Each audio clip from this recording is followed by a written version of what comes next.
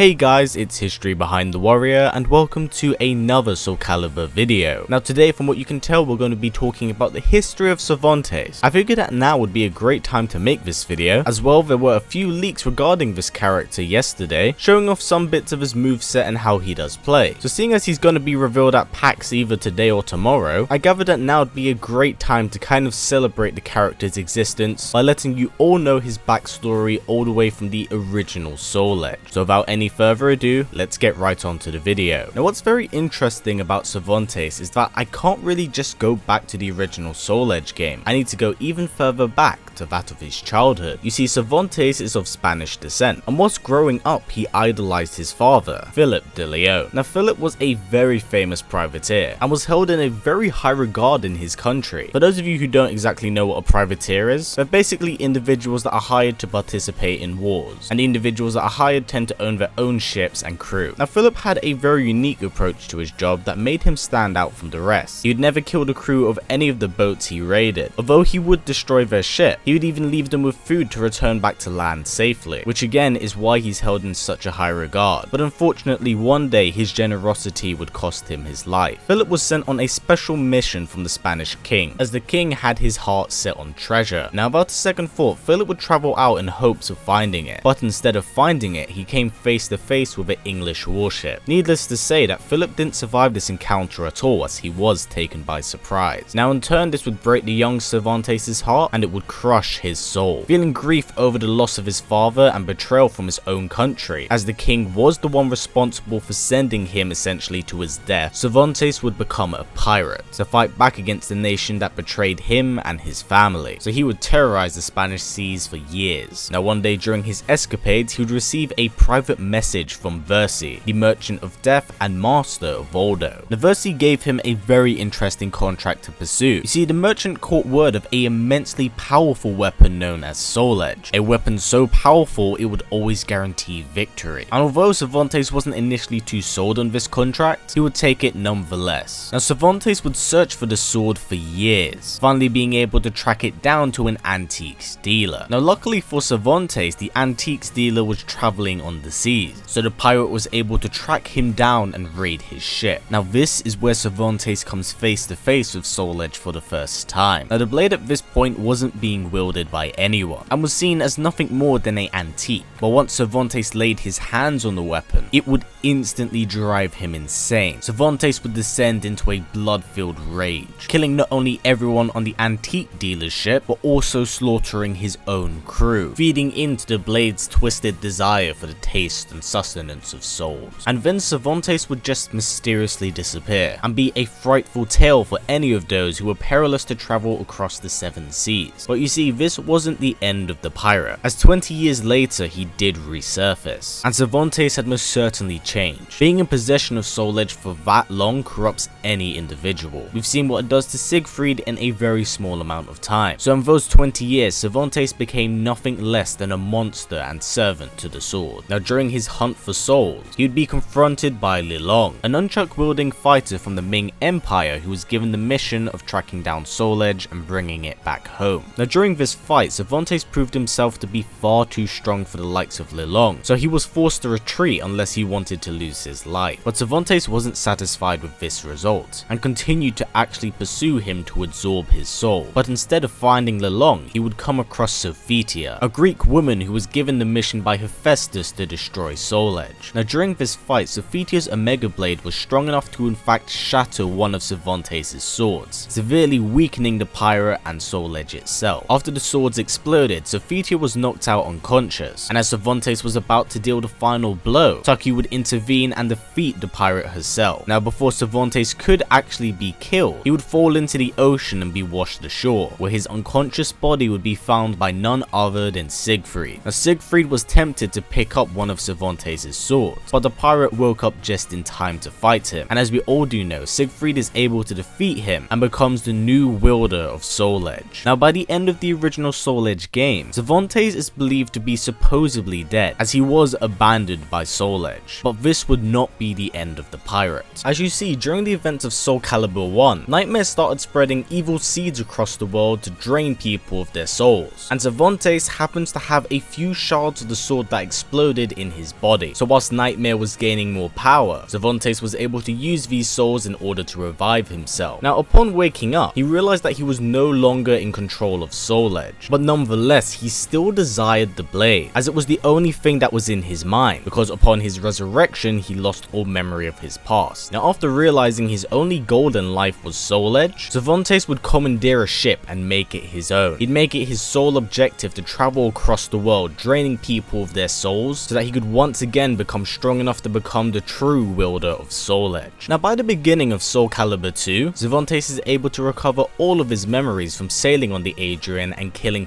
thousands of individuals. Now what's very interesting here is that around this time, he learned that there were many fragments of Soul Edge, not just the ones embedded in his body. So he would travel across the world trying to collect as many fragments as he could, so he could use these shards to empower himself. But this idea wouldn't exactly go all to plan. As you see, during the end of Soul Calibur 2, Siegfried is able to stab the core of Soul Edge with the holy sword and counterpart of Soul Edge, Soul Calibur. Although it didn't entirely destroy Soul Edge, it rendered it lifeless, and because Cervantes is tied to the sword, it affects his very existence, meaning that he can't survive without the fragments of Soul Edge, so he would use the remaining fragments he had in his ownership to keep him alive. But he was quickly running out of them, so whilst he was on what he deemed his last voyage, he'd be confronted by Tira. Now Tira would approach him and let him know that she serves Soul Edge, and the reason for why he was falling apart was because of Soul Calibur. Although she herself didn't make a deal with Cervantes, she at least planted the idea in his mind that in order for him to survive, he needs to pursue after it. And although Cervantes didn't share the same goals as her at all, he knew that he'd have to chase after Soul Calibur in order to stay alive. But he knew at this very moment that he was extremely weak, so he would pursue after Ivy Valentine, as Cervantes was well aware of her existence and that he was her father. So he believed that by draining the life force of a blood relative, it will hopefully not only make him stronger, but will cure him of his degrading body. So he would ambush Ivy and tear her soul out of her. But this was still something done in vain, as he was still falling apart despite being stronger. However, luckily for him during this time, Abyss was defeated, and Siegfried and Nightmare regained their respective weapons, which in turn allowed Cervantes to sustain his body. Cervantes could tell that the final climactic battle was going to happen, and as such decided to head to Ostrheinsburg, as that's where Nightmare was housed. Now whilst on his journey, he would shockingly be confronted by his daughter Ivy, as she fused herself with an artificial soul in order to combat him. So the two would clash, with Ivy defeating Cervantes and releasing all of the souls that he had consumed in his lifetime. With his body destroyed and his mind completely shattered, the husk of Cervantes would be swallowed up by a rift created by Soul Edge and Soul Calibur, bringing an apparent end to the pirate. But as we all do know from Soul Calibur 5, this isn't quite the end for him. Cervantes was able to break free from the grasp of Soul Edge, and for the first time in many years, he'd returned back to his human form and was no longer under the influence of the blade. So as such, Cervantes would set out to the Seven Seas, wanting to conquer and plunder once again. Now Cervantes himself isn't intertwined with the main story of Soul Calibur 5, and the details as to why he's free of Soul Edge's grasp and is so incredibly young now are details that aren't exactly explained, so we don't know the true reason as to how he's in the state he is. But if I were to guess outside of just story purposes, Soul Calibur 5 was supposed to be a kind of reboot for the series, where they introduced a new generation of characters. But as we all know, Soul Calibur 5 wasn't exactly successful, so ideas like this quickly fall to the side due to the lack of information we have. But yeah,